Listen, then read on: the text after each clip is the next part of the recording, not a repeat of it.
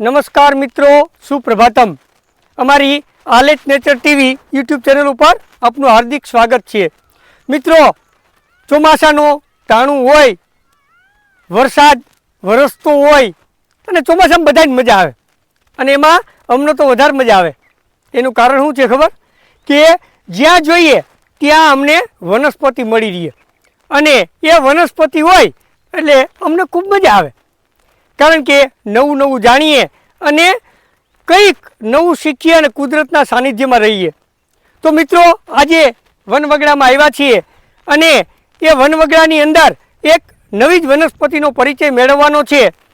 એ વનસ્પતિ વિશે એવું કહેવાય છે કે સળી જેવા પાન અને અલગ પડી આવતી વેલ. સળી જેવા પાન અને અલગ તરી આવતી વેલ. કરો સતાવરીનો ઉપયોગ તો માંદો પણ કરવા લાગે ખેલ. તમે બરાબર જ સમજ્યા. જો સતાવરીનો ઉપયોગ કરો તો માંદો માણસ છે એ બેઠો થઈ અને ખેલ કરવા લાગે, એ ચોક્કસ વસ્તુ છે. તો આજે આપણે આ સતાવરી વિશે માહિતી મેળવીએ. જોઈએ સતાવરી વિશે. આ સતાવરીની વેલ છે. સતાવરીના વેલા ઉનાળાની શરૂઆતમાં જમીનમાંથી ફૂટવા લાગે છે. તે 1.5 ફૂટ જમીન ઉપર એક તરસાની જેમ ઊભા અને સીધા વધીને પછી છેડેથી એક બાજુ વળાંક વળી પાસેની વાડ કે કાંટાળા ઝાડ ઉપર ચડેલા જોવા મળે છે. તે ઘણા નામે ઓળખાય છે, જેમ કે તેના વેલા ગજ જેટલા ઊંચા વધી વળાંક વળતા હોય, અથવા તેના મૂળનો રસ પાણીમાં નાખી માથું ધોવાથી વાળ ખૂબ વધતા હોય તેને ગજવેલ કહે છે. તેના પાન સુવાના પાન જેવા હોય તેને સર્પના સુવા પણ કહે છે. એ જ રીતે તેના વેલાની નીચે સેંકડો મૂળિયા હોય તેને શતમૂળી કહે છે. આ વેલામાં એક એક છૂટા કાંટા હોય તેથી તેને એકલ કંટો કહેતા હશે. આ વેલાઓ મોટે ભાગે કાંટાળા ઝાડ અને વાડીઓમાં વિશેષ જોવા મળે છે.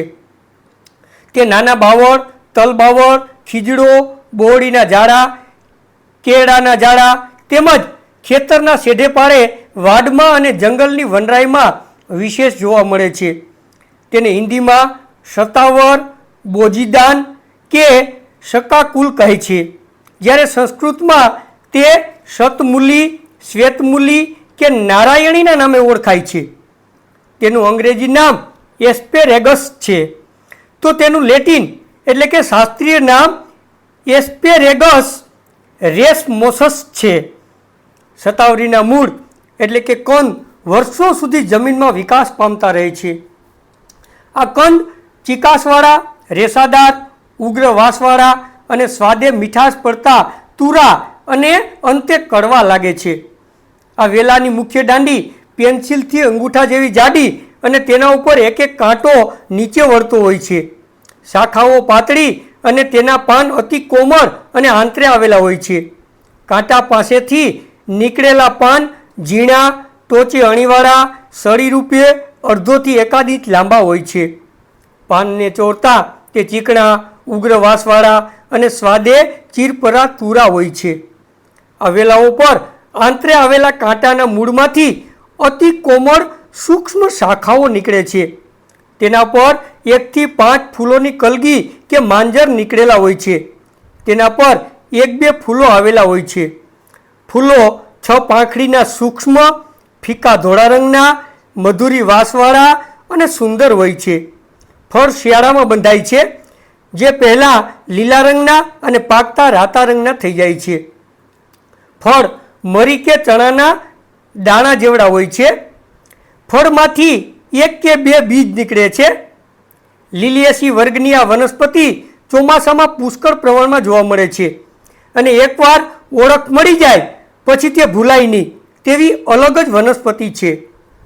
સતાવરીના ઔષધિ ગુણની જો વાત કરીએ તો તે સ્વાદે મધુરી, તુરી, સહેજ કડવાશ પડતી, રસાયણ, સ્વાદુ, ગુરુ, સ્નિગ્ધ, દુગ્ધપ્રદ, બલ્ય, અગ્નિદીપક, પૌષ્ટિક અને ચક્ષુષ્ય છે. તે પિત્ત, કફ, વાયુ, ક્ષયરોગ, રક્તદોષ, સોજો, ગુલ્મ, સંગ્રહણી, અર્શ અને નેત્ર રોગ મટાડનાર મનાય છે. તેના અંકુર કડવા, ઋષ્ય, લઘુ અને હૃદયને હિતકર છે.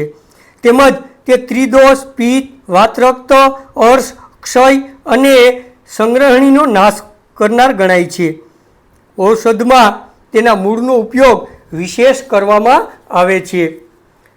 શતાવરીના ઔષધિ ઉપયોગની જો વાત કરવામાં આવે તો તેના મૂળ લાવી સૂકવી તેનું ચૂર્ણ બનાવી અને આ ચૂર્ણ દૂધમાં નાખી ઉકાળવાનું.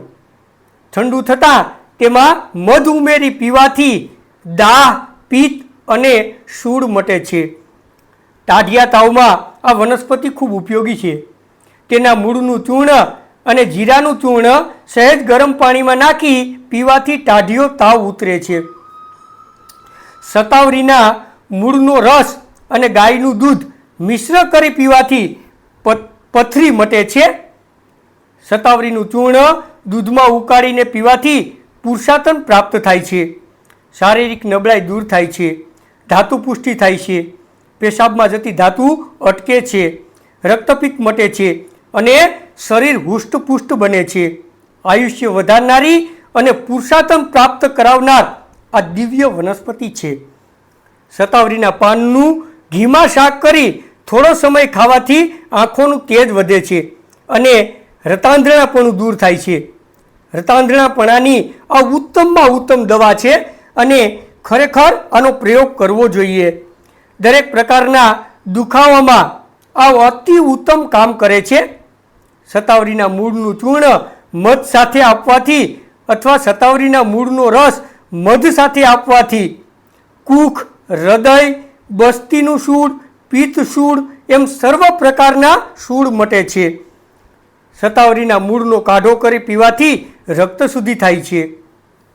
શતાવરીના મૂળ અથવા પાણીમાં વાટી માથા ઉપર લેપ કરવો. થોડા સમય બાદ માથું ધોઈ નાખવું. આ પ્રયોગ કરવાથી માથાના વાળ ખૂબ વધે છે. અને શતાવરીના મૂળ ન લ્યો અને એના પાનનો રસ પાણીમાં મેળવી અને માથું ધો તો પણ એટલો જ ફાયદો થાય છે. શતાવરીના મૂળનું ચૂર્ણ ખીરમાં નાખી તેમાં થોડું ગાયનું ઘી મેળવી રાત્રે આ ખીર ખાવાથી ઊંઘ સારી આવે છે. શતાવરી અને ગોખરુનું ચૂર્ણ સમભાગે લેવાથી ઊનવા મટે છે. શતાવરીના મૂળનું ચૂર્ણ અને સાકરનું ચૂર્ણ સમભાગે લઈ ઉપર ગાયનું દૂધ પીવાથી પ્રસૂતા સ્ત્રીનું ધાવણ વધે છે. ઘણી સ્ત્રીઓને ધાવણ ઓછું આવતું હોય તો ખરેખર એણે આ પ્રયોગ કરવો જ જોઈએ. શતાવરીનું ચૂર્ણ નિયમિત ગાયના દૂધ સાથે જો લેવામાં આવે તો તે રસાયણ રૂપ, બુદ્ધિ વધારનાર, આંખોનું તેજ વધારનાર, જઠરગ્નિ પ્રદીપ્ત કરનાર અને આયુષ્ય વધારનાર છે. આમ શતાવરી નવચેતન લાવનાર હોય માટે જ સંસ્કૃતમાં નારાયણી કહેવાતી હશે. આ નિર્દોષ ઔષધિ વનસ્પતિ છે. એનો આપણે શુદ્ધથી ઉપયોગ કરી શકીએ. પરંતુ મિત્રો એક વસ્તુ યાદ રાખવાની કે હંમેશા દરેકનો પ્રમાણસર ઉપયોગ કરવો જોઈએ. તો શતાવરીનો જો હંમેશા પ્રમાણસર ઉપયોગ કરવામાં આવે તો એ ઉત્તમમાં ઉત્તમ દિવ્ય વનસ્પતિ ગણાય છે. તો મિત્રો આજે આપણે આ શતાવરી વિશે માહિતી મેળવી. આપણે અગાઉ જોયું કે શતાવરી છે એ શતાવરી ચોમાસું થતાં દરેક જગ્યાએ જોવા મળે અને એના મૂળ છે એ ખૂબ જ ઉપયોગી છે. એટલે એ શતાવરી છે એનો આપ પણ ઉપયોગ કરો અને જે એમાં ઉપયોગ બતાવ્યા છે એ સચોટ ઉપયોગ જ છે. હા મિત્રો, એક વાત ન ભૂલાય, ખબર છે ને કે અમારા વિડીયો જો તમને પસંદ આવે તો લાઈક કરો, શેર કરો અને કોમેન્ટ પણ કરો. તમને વિડીયોની અંદર કોઈ માહિતી અધૂરી લાગતી હોય, વિશેષ જાણકારી જોતી હોય તો પણ તમે અમને કોમેન્ટ કરી શકો છો. અને મિત્રો આપણું એક સૂત્ર છે, મારું સ્વાસ્થ્ય મારા હાથમાં. તો મિત્રો તમારું સ્વાસ્થ્ય જાળવો અને આપણા આલેખ નેચર ટીવી ઉપર નવા નવા વિડીયો જોઈ અને વનસ્પતિની માહિતી મેળવતા રહો.